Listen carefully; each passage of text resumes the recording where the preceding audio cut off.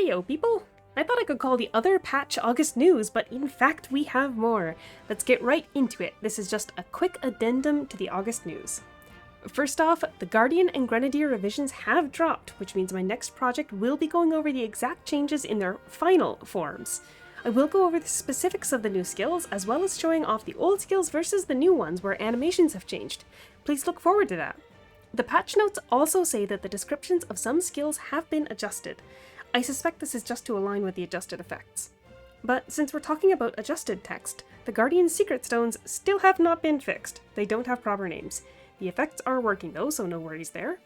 Next up, freebies! They have sent out a small present for this patch as well, though it's a single box. 7 Kaiser Zeta frags, 1000 LP, and some other small goodies. Nothing too special, but note that this is also a temporary present. Even if you're just opening for the frags to make into Eidolon coins, make sure to grab it before the 1 AM maintenance on September 19th, as it will be removed.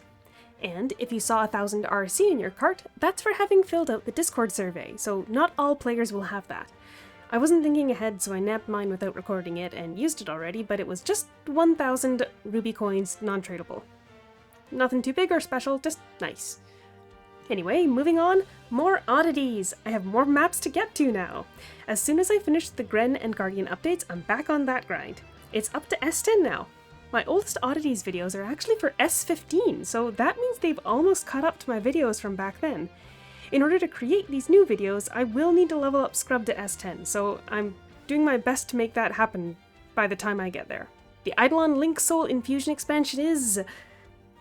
well, they've added more Eidolons to the list that can have their combo skills upgraded, but using combo skills is a drop in DPS in almost any situation, and the buffs they can provide on upgrade are not worth the time it takes to cast in most circumstances, so I don't personally think it's worth the cost to upgrade.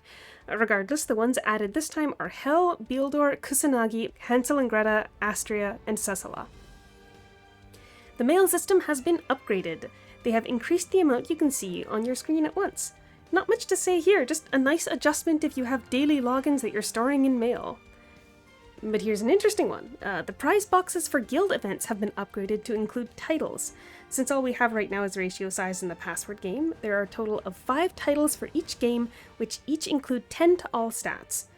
While we're still waiting for quiz to come back, that's presently a total of 100 points in each stat on the table. They have also fixed the text explaining how to play the password game. Nice! And here's the part that has world chat in a buzz. Some Eidolon fragments are now tradable. This is a very surprising change in my opinion, as Eidolon frags have been tradable on the Taiwan server for a very long time. I thought this may not come to ours. The Eidolons that are tradable are the ones that do not drop in-game, and once fused into a key, they are no longer tradable. You can find them in the auction house under the category Eidolon Items, Other Eidolons. What this means?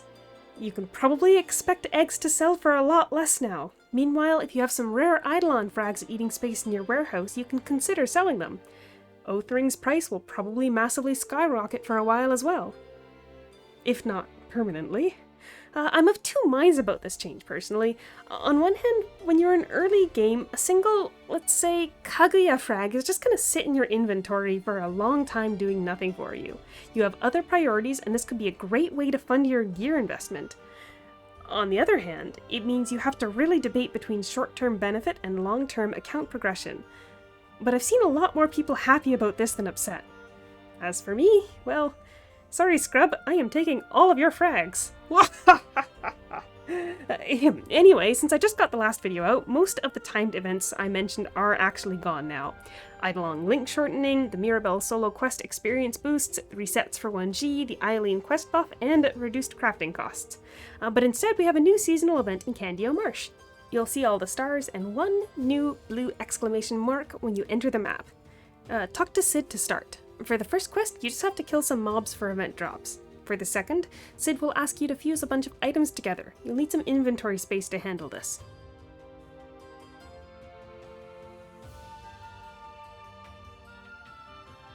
For the third part, you will need to head over to all the NPCs with stars on them and use the Promote Barbecue Tools skill on them. But they won't buy from you if someone else has sold them one in the last minute. If the skill isn't doing anything, check the NPC's status bar to see if they already bought one, then try another NPC. Most of the costumes have been run in other events before, but if you're working on your collection archive, don't forget that the green and orange tier furniture can all be archived, but not all of the costumes can.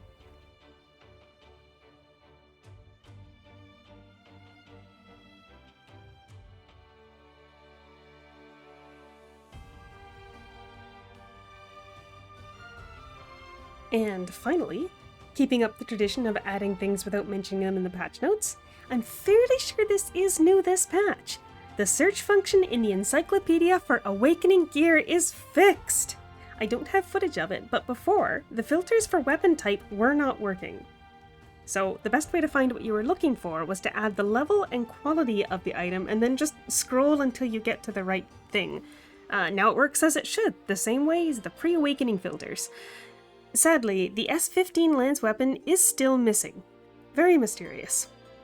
And that's about all I want to cover here. I did rush this out, so if there are any other things missed in the patch notes, let me know in the comments below. As usual, I'm skipping over store-related events and releases. Per the community poll, the next video will be the Guardian Deep Dive, after I get myself a nice cup of coffee and share that. Thanks for watching, and catch you next time.